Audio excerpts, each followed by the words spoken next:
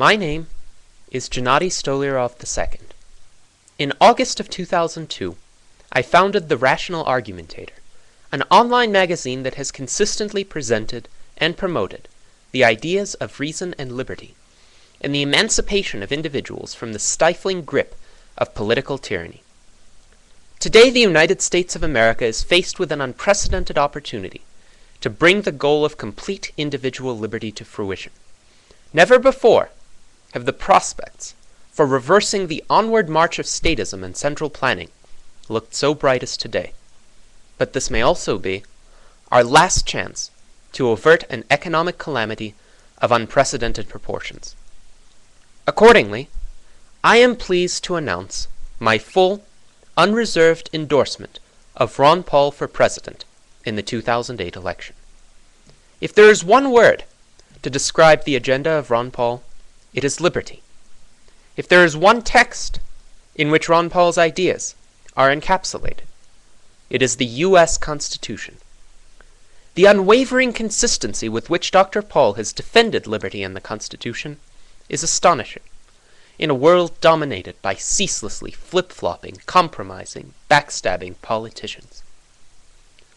Dr. Paul is known in Congress as Dr. No, for his steadfast refusal to vote in favor of any act of government that is not explicitly authorized by the Constitution.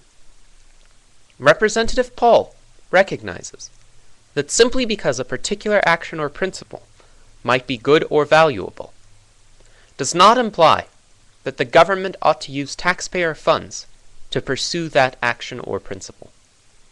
Dr. Paul, having practiced medicine as an obstetrician for decades, understands the vital importance of medicine, but he rightly refuses to allow the government to usurp this field.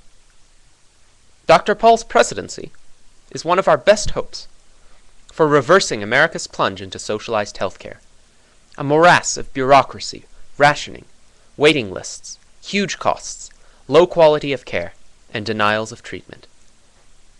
Dr. Paul recognizes what John Marshall knew in the early 19th century, when he said, "The power to tax is the power to destroy." Indeed, the federal government today is destroying the lives of millions of hard-working, honest middle-class Americans through onerous, inscrutable, and arbitrary income taxes. Not only do these taxes extinguish over 30% of most Americans' incomes, but the time it takes to file them and fill out the relevant forms, or even to figure out which forms to fill out, numbers in the billions of hours each year. Imagine the colossal opportunity cost of these hours, and the productive wonders that could be unleashed if they were put to good use. Dr. Paul's desire to abolish the Internal Revenue Service is crucial to protect productive Americans from expropriation, intrusion, and abuse by the government. Furthermore, even with all personal income taxes eliminated, it will be possible for the federal government to spend as much money as it did in 2001. Surely, one cannot make a compelling case for why the U.S. government should be bigger and more powerful than it was a mere 6 years ago. Even John Maynard Keynes, the 20th century's leading proponent of government intervention, argued that government spending should never exceed 25% of the gross domestic product.